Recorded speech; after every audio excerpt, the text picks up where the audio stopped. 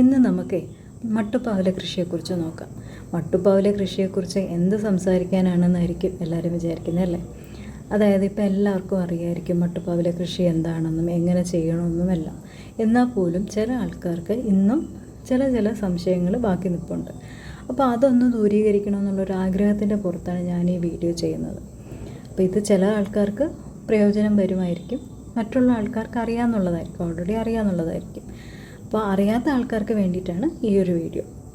അപ്പോൾ ആദ്യത്തെ കാര്യം എന്ന് പറഞ്ഞാൽ പല ആൾക്കാരും ചോദിക്കുന്ന ഒരു കാര്യമാണ്, മട്ടുപ്പാവിൽ നമ്മൾ ചട്ടിയിൽ വേണോ നടാൻ അതോ ചാക്കിലോ ഗ്രോ ബാഗിലോ ആണോ ചെടി നടുന്നത് നല്ലതെന്ന് ചോദിക്കും. ഇപ്പോൾ ചെടിച്ചട്ടിയേക്കാൾ മട്ടുപ്പാവില കൃഷിക്ക് ഏറ്റവും അനുയോജ്യം പ്ലാസ്റ്റിക് ചാക്കാണ്. കാലിയായ സിമൻറ്റ് ചാക്ക് അല്ലെങ്കിൽ വളച്ചാക്ക്, അരി പലവ്യഞ്ജന ചാക്ക് തുടങ്ങിയവ നമുക്ക് ഇതിലേക്കായിട്ട് ഉപയോഗിക്കാം. അപ്പോൾ ചാക്കിൻ്റെ മൂലകൾ ഉള്ളിലേക്ക് കയറ്റി വെച്ച് മണ്ണ് മിശ്രിതം നിറച്ച് വേണം പച്ചക്കറികളുടെ വിത്തോ തയ്യോ ഒക്കെ നടേണ്ടതെന്നുള്ളതാണ് ആദ്യത്തെ കാര്യം. ഭാരക്കുറവ്, വിലക്കുറവ്, മണ്ണ് മിശ്രിതത്തിൽ ഈർപ്പം പിടിച്ചു നിർത്താനുള്ള കഴിവ് എന്നിവയാണ് നമ്മൾ പ്ലാസ്റ്റിക് ചാക്കുകളുടെ ഗുണമായിട്ട് കാണുന്നത്. ഇനി ചാക്കിൽ നിറയ്ക്കാനുള്ള പോട്ടി മിശ്രിതം എങ്ങനെ തയ്യാറാക്കുക എന്നുള്ളതാണ് അടുത്തത്. അതായത് 2 ഭാഗം മണ്ണ്, 1 ഭാഗം മണൽ, 1 ഭാഗം ചാണകപ്പൊടി അല്ലെങ്കിൽ കമ്പോസ്റ്റ് എന്നിവ ചേർത്തെടുക്കുന്നതാണ് മണ്ണ് മിശ്രിതം അല്ലെങ്കിൽ പോട്ടി മിശ്രിതം.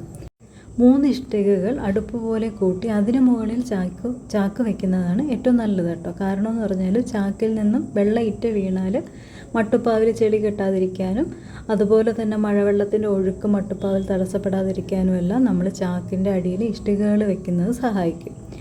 പിന്നെ തുടർച്ചയായി 3-4 വിളകൾക്ക് ഒരേ ചാക്ക് ഉപയോഗിക്കാവുന്നതാണ്. ഓരോ വിള കഴിയുമ്പോഴും മണ്ണ് നന്നായിട്ട് ഇളക്കി ജൈവവളം ചേർത്ത് അടുത്ത വിള നടാം. ഓരോ തവണയും ഒരേ ചാക്കിൽ ഒരേ വിളകൾ തന്നെ നടാതിരിക്കാൻ വേണ്ടിയിട്ട് ശ്രദ്ധിക്കണം. അതാണ് വേറൊരു പോയിൻ്റ്. പിന്നെ രാസവളങ്ങളും രാസകീടനാശിനികളും മട്ടുപ്പാവില കൃഷിയിൽ നമ്മൾ ഒഴിവാക്കും. എന്നാൽ പോലും രാസവളങ്ങൾ ഉപയോഗിക്കുന്നതിൽ തെറ്റില്ല. കാരണം ചെടികൾക്ക് ആവശ്യമുള്ള പോഷകങ്ങൾ നമുക്ക് ജൈവവളത്തിലൂടെ മാത്രം കൊടുക്കാനായിട്ട് സാധിക്കില്ല. അതുകൊണ്ട് ചെറിയ രീതിയിൽ ആവശ്യത്തിന് മാത്രം രാസവളങ്ങൾ ഉപയോഗിക്കുന്നത് നല്ലതാണ്. അപ്പോൾ വീട്ടിലെ ജൈവ മാലിന്യങ്ങളിൽ നിന്നുള്ള കമ്പോസ്റ്റ്, ചാണകപ്പൊടി, കോഴിക്കാഷ്ടം എന്നിവ ഉൾപ്പെടെയുള്ള ജൈവവളങ്ങൾ മട്ടുപ്പാവിൽ കൃഷിക്ക് നമ്മൾ ഉപയോഗിക്കാറുണ്ട്. അതാണ് അടിസ്ഥാന വളം. പക്ഷേ ജൈവവളങ്ങൾ മാത്രം നമ്മൾ ഉപയോഗിക്കുമ്പോൾ ഒരു പ്രശ്നം പറ്റുന്നത് എന്താണെന്ന് വെച്ചാൽ സൂക്ഷ്മ മൂലകങ്ങളുടെ കുറവ് അവിടെ സംഭവിക്കാറുണ്ട്. അപ്പോൾ അത് ഒഴിവാക്കാൻ വേണ്ടിയിട്ട് സമ്പൂർണ്ണ അല്ലെന്നുണ്ടെങ്കിൽ മൈക്രോ ന്യൂട്രിയൻറ്റിൻ്റെ മിക്സ്ചർ കിട്ടും. അത് 1 ലിറ്റർ വെള്ളത്തിൽ മിക്സ് ചെയ്തിട്ട് 2 ആഴ്ച കൂടുമ്പോൾ ഒന്ന് സ്പ്രേ ചെയ്ത് കൊടുക്കുന്നത് നല്ലതായിരിക്കും. അപ്പോൾ ആ ഒരു കാര്യം ചെയ്യുകയാണെന്നുണ്ടെങ്കിൽ നമുക്ക് സൂക്ഷ്മ മൂലകങ്ങളുടെ അഭാവം കുറയ്ക്കാൻ പറ്റും. അതുപോലെ തന്നെ നല്ല രീതിയിലുള്ള ഉൽപ്പാദനം ഉറപ്പാക്കാനും പറ്റും. സൂക്ഷ്മ മൂലകങ്ങളുടെ പ്രാധാന്യം എവിടെയാണെന്ന് വെച്ചാൽ നല്ല രീതിയിൽ കാ പിടിക്കാനും പൂക്കൾ പൊഴിയാതിരിക്കാനും എല്ലാം സഹായിക്കുന്നതാണ് സൂക്ഷ്മ മൂലകങ്ങളായിട്ടുള്ള ബോറോണും സിങ്കും എല്ലാം. അപ്പോൾ ഇത് ആവശ്യത്തിന് കിട്ടാൻ വേണ്ടിയിട്ടുള്ള സാഹചര്യം നമ്മൾ ഒരുക്കി കൊടുക്കണം. മട്ടുപ്പാവിൽ കൃഷി ചെയ്യുമ്പോൾ നിശ്ചിത അളവിൽ മാത്രമേ നമ്മൾ ജലസേചനം കൊടുക്കാവൂ. കാരണമെന്ന് പറഞ്ഞാൽ ഒരുപാട് കൂടിപ്പോയാൽ നമ്മളെ മണ്ണിലുള്ള പോഷകാംശങ്ങൾ വെള്ളത്തിൽ കൂടെ നഷ്ടപ്പെടും. അതുപോലെ തന്നെ കുറഞ്ഞു പോയാലാണെന്നുണ്ടെങ്കിൽ ചെടികൾ വാടി നശിക്കുകയും ചെയ്യും. അപ്പോൾ ഒരു നിശ്ചിത അളവിൽ മാത്രം ജലസേചനം ഉറപ്പാക്കാൻ വേണ്ടിയിട്ട് നമുക്ക് അവലംബിക്കാൻ പറ്റുന്ന ഒരു ഉത്തമ രീതിയാണ് തിരിനന. ഒത്തിരി മാർഗ്ഗങ്ങൾ വഴി തിരിനന നമുക്ക് ഉപയോഗിക്കാമെങ്കിലും അതിൻ്റെ അടിസ്ഥാന ലക്ഷ്യം എന്ന് പറഞ്ഞാൽ ഗ്രോ ബാഗിൻ്റെ അടിയിൽ സുഷിരങ്ങൾ ഉണ്ടാക്കി തിരി അല്ലെങ്കിൽ തിരി എന്ന് പറഞ്ഞാൽ തുണിയിലോ കോട്ടണിലോ ചണത്തിലോ ഉള്ള തിരികി കയറ്റി തിരിയുടെ ഒരറ്റം വെള്ളത്തിൽ മുക്കി വയ്ക്കുന്ന ഒരു രീതിയാണ്. ഇങ്ങനെ ചെയ്യുമ്പോൾ മണ്ണിലെ നനവ് കുറയുന്നത് അനുസരിച്ച് തിരിയിലൂടെ വെള്ളം മണ്ണിലേക്ക് എത്തപ്പെടുകയും മണ്ണിൽ എപ്പോഴും ഒരു നനവ് സൂക്ഷിക്കുകയും ചെയ്യും. അപ്പോൾ ഇങ്ങനെ ചെയ്യുമ്പോൾ നമുക്ക് 1-2 കാര്യങ്ങൾ ഗുണങ്ങളായിട്ടുണ്ട്. ഒന്നെന്ന് പറഞ്ഞാൽ വീട് വിട്ട് കുറച്ച് ദിവസം മാറി നിൽക്കേണ്ട ഒരു സാഹചര്യം ഉണ്ടായാലും ചെടിക്ക് ആവശ്യമായിട്ടുള്ള വെള്ളം ഇതുവഴി നമുക്ക് ലഭ്യമാക്കാനായിട്ട് പറ്റും. അപ്പോൾ ഇതിനായിട്ട് ഒരു ടാങ്കും കുറച്ച് പൈപ്പും മാത്രം മതി. അപ്പോൾ പൈപ്പിൻ്റെ മുകളിൽ ഗ്രോ ബാഗ് വയ്ക്കുന്ന അകലത്തിൽ നമ്മൾ ദ്വാരങ്ങളുണ്ടാക്കി തിരി കടത്തി വെക്കണം. പിന്നെ പൈപ്പിൻ്റെ 2 വശത്തായി ചുടുകല്ല് വെച്ചതിന് ശേഷം ഗ്രോ ബാഗിൻ്റെ താഴെ തിരി കയറ്റിയിട്ട് കല്ലിൻ്റെ മുകളിൽ വയ്ക്കുക. എന്നിട്ട് ആ ഗ്രോ ബാഗിൽ അല്ലെങ്കിൽ ചാക്കിൽ നമ്മൾ നേരത്തെ പറഞ്ഞ പ്രകാരമുള്ള മണ്ണ് മിശ്രിതം അല്ലെങ്കിൽ പോട്ടി മിശ്രിതം നിറച്ചതിന് ശേഷം ചെടികൾ നടാവുന്നതാണ്. തിരിനന അല്ലെങ്കിൽ വിക്ക് ഇറിഗേഷൻ കൂടാതെ നമുക്ക് ചെടികൾക്ക് ആവശ്യത്തിന് വെള്ളം, നിശ്ചിത അളവിലുള്ള വെള്ളം ലഭ്യമാക്കാനുള്ള വേറൊരു മാർഗ്ഗമാണ് ഡ്രിപ്പ് ഇറിഗേഷൻ സിസ്റ്റം ഇൻസ്റ്റാൾ ചെയ്യുക എന്നുള്ളത്. അപ്പം ഡ്രിപ്പ് ഇറിഗേഷൻ സിസ്റ്റം ആണെങ്കിലും വിക്ക് ഇറിഗേഷൻ സിസ്റ്റം ആണെങ്കിലും, അതായത് തിരിനനയാണെങ്കിലും തുള്ളി നനയാണെന്നുണ്ടെങ്കിലും കുറേ ഗുണങ്ങളുണ്ട് കേട്ടോ. ഒന്നെന്ന് പറഞ്ഞാൽ ഞാൻ നേരത്തെ പറഞ്ഞതുപോലെ നമുക്ക് വീട് വിട്ട് എവിടെയെങ്കിലും പോകണമെന്നുണ്ടെങ്കിൽ ചെടികളുടെ കാര്യം നമുക്ക് പേടിക്കേണ്ട.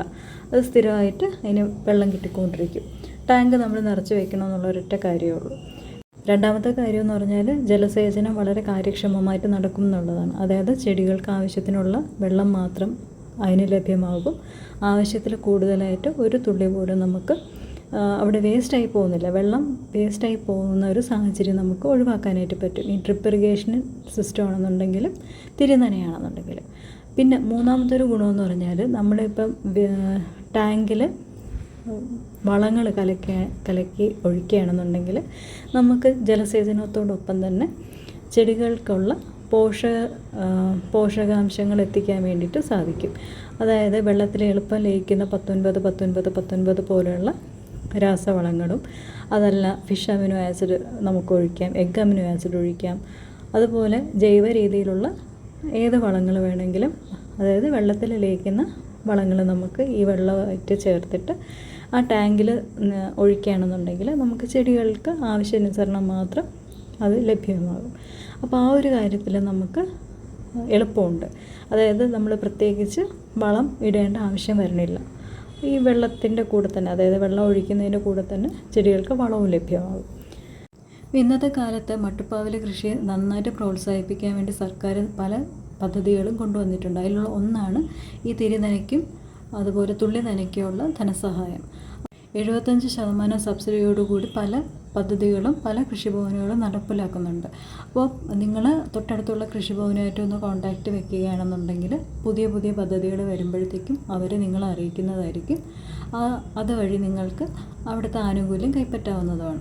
മട്ടുപ്പാവില കൃഷി പ്രോത്സാഹിപ്പിക്കുന്നതിലേക്കായിട്ട് പല കൃഷിഭവനുകളിലും ജനകീയാസൂത്രണത്തിന് പദ്ധതികൾ വെക്കാറുണ്ട്. അപ്പോൾ ആ പദ്ധതികളുടെ ആനുകൂല്യം നമുക്ക് ലഭ്യമാകണമെന്നുണ്ടെങ്കിൽ ഗ്രാമസഭകൾ കൂടുമ്പോൾ അവിടെ പോയിട്ട് അപേക്ഷ സമർപ്പിക്കുക. അപേക്ഷ സമർപ്പിക്കുമ്പോൾ അത് നിങ്ങളുടെ മുൻഗണന അനുസരിച്ചിട്ട് അവർ ഗുണഭോക്തൃ പട്ടികയിൽ നിങ്ങളുടെ പേര് ഉൾപ്പെടുത്തുകയും അത് കൃഷിഭവന് കൈമാറുകയും ചെയ്യുന്നത് വഴി നിങ്ങൾക്ക് ഈ ആനുകൂല്യം ഉറപ്പിക്കാവുന്നതാണ്.